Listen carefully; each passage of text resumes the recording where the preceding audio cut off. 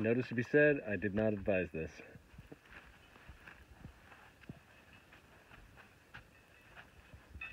I'm just trying to find love on this trail.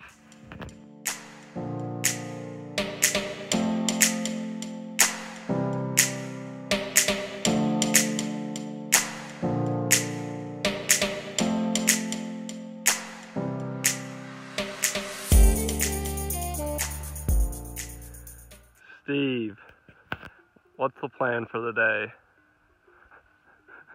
I don't know what to do with my hands. That was our tree, by the way. Looks a little different now, doesn't it? It is currently 8:40 in the morning. We're going to go ahead and rock out the next 4 hours to go ahead and get to the original end point. And we're going to go ahead and get some phenomenal food and head on to the next point because it's all downhill from there for this leg of the journey. So, what's the point that we're trying to get to before nightfall? Yes. Yeah, we'll have to figure that out before lunch. I know we have the name, we just can't think of it off the top of our head. It should be downhill to it, though. We're going to finally get over this big hump in the Pyrenees. Look at that view, though. Steve, what's your biggest worry right now for the day?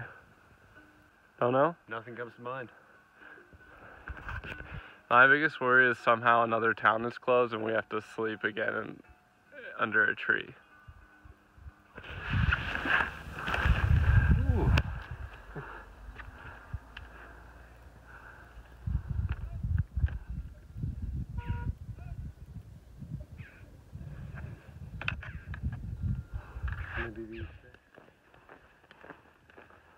So what was the name of that statue?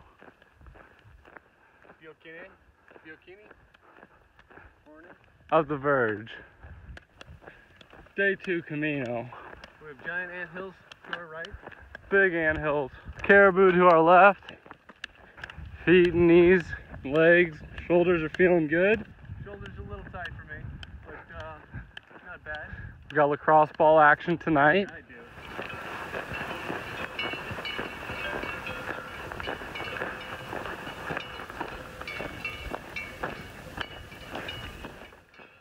You'll notice we're walking through a big herd of cows. And over here, bulls. And that's when old George realized he wanted to be a racehorse. Horse. It's what's for dinner.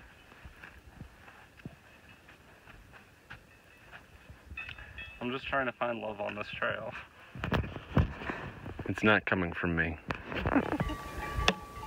Tell me what's significant about this cross. What's going on with our trip now? We've hit the junction point. To the left will be steep and slippery. So we're going through that saddle between those two ridges on the starboard or right side. 2.5 hours from Renegade. Still can't pronounce it correctly. And then we'll continue moving on. We'll take a break. We'll probably have a beer, some house wine or something like that with some good food, restock, refuel, and head to the next location. Yeah. According to our math, what the lady told us at the passport office in St. Jean, you can see this gentleman walking up. We're going to be heading up between that saddle. Bien Camino.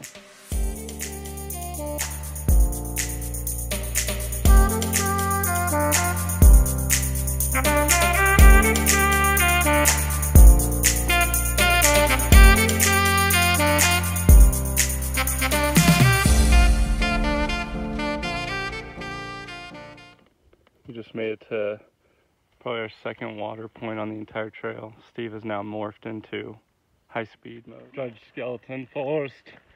The woods are alive. Ready? So once again, no surprise, we've made it to the top of another euphoric view of the Pyrenees. You'll notice down there's an emergency building that's completely driven by wind and solar energy. We've been seeing a lot of crosses actually in this area of people that have died on the trail. So I can only imagine what this part of the trail is like in the winter. You can see a group of crazy people absolutely out of their minds up there on top of that hill. I don't know if they're part of a tour guide or something. But right now, Steve and I are definitely coming to the realization of a few things. Number one, we stink. We gotta do laundry tonight. When we come into Roncevaux, Pandihin, we're gonna make make sure we know what town we're going to tonight, get some food, maybe get some beers. Other than that, bodies are still feeling good, shoulders are a little sore, but can't complain. What's changed, Steve? Elevation. Elevation has changed. We're going down faster than we went up. Not in speed, but in actual descent rate and the angle. So it is difficult to slow ourselves down. We're attempting zigzagging, but realistically all it is just beating up on our knees here in the Pyrenees. This is the stream right as you enter into Pyrenees, Rendezvous, whatever its name is. Don't see any fish in it. I don't know if it's even deep enough to hold fish, but it's a pretty little stream. We have made it to Ronceville. I'll learn it. We're gonna check out some signs, maps, find out where we need to go, maybe for some Wi-Fi, figure out where to do laundry, get our passports stamped, figure out how to get back on the trail for the next step. Oh, check our feet. Yeah, a lot of miles traveled today.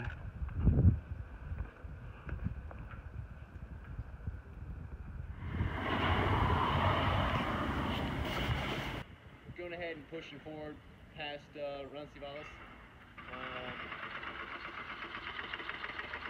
We're gonna get some laundry, refit our stuff. Ah, yes, playing the piano that Hemingway would often visit this next town that we're going to. Yeah, we're gonna see what it's looking like, if that one's not shut down. If that one is shut down, luckily there is a town just a little bit farther that we'll go to, but yeah, plans just to make it to this town. We're not gonna push too hard through the Pyrenees because it is a little bit of a smoker. Steve, what are we trying to avoid right now? Getting wet. Yeah, we've got about 3 kilometers to make it to Burgete. That's the first town after Renegade, where we just were for lunch and our nap. You nap. I napped, trying to beat this rain. It already is raining, but because of this canopy, and I think it's just light, we're not really getting hit too much by it. So 3.1 kilometers to Burgete, and if we're feeling good, and we might make a game time decision to make another 3 kilometers onto Espina. So now we're in the town of Burgete. It's actually really nice. We're just passing this hostel here. And Hostel Burgete, yeah, this is where Hemingway used to hang out, right here. And we're gonna head on to Espina. We gotta go in here and get the thing stamped. Very strange sort of thing going on here. This is the hotel that Hemingway would stay at when he'd come and visit. It smells in here like no one has even used this place. And we can't really find, we're trying to get someone to sign our passports. So this is a river, right as you come through Burgete. Once again, I don't know if it's deep enough to hold fish. Hello, fellas. Hi, it's okay. It's okay. Hey. Which one? Yeah, full. Steve, give me one good quote on life. It either is or it isn't. It's exactly what you make of it. Well said, Steve. Doesn't really get much better than this, I'll say that much. So, if you can see up ahead there, with the smoke elegantly lifting from these little village houses.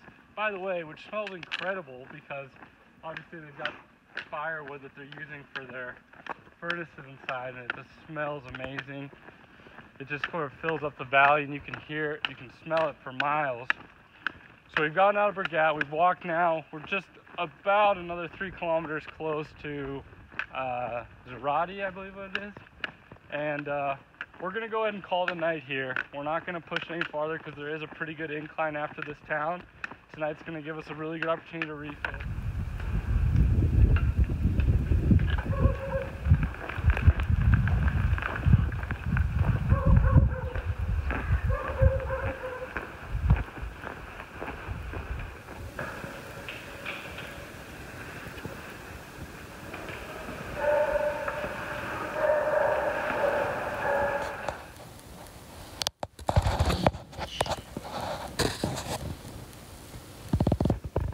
As you can tell, just got a fresh shower. Steve and I are feeling good. We're at the Hazea albergue and one of the Z letter things. But so we've gotten the showers, we've got laundry going. The rate for pilgrims was only like 12 bucks a night, so we had that shared room that I showed you. So they also give a dinner to the pilgrims every night, 7:30, for a pretty cheap price. Steve and I are now gonna go over the book, figure out where we're going tomorrow. What are you doing? Good, Steve? I'm feeling good. This weather change is getting a little colder than I anticipated at first, but I think we're still going to be all right with gear that we have provided, but we'll see what happens mid-November and near the end of the trip. But tonight it's going to be relaxing. First shower, first full night's sleep, not on the ground. You know, so it's going to be nice.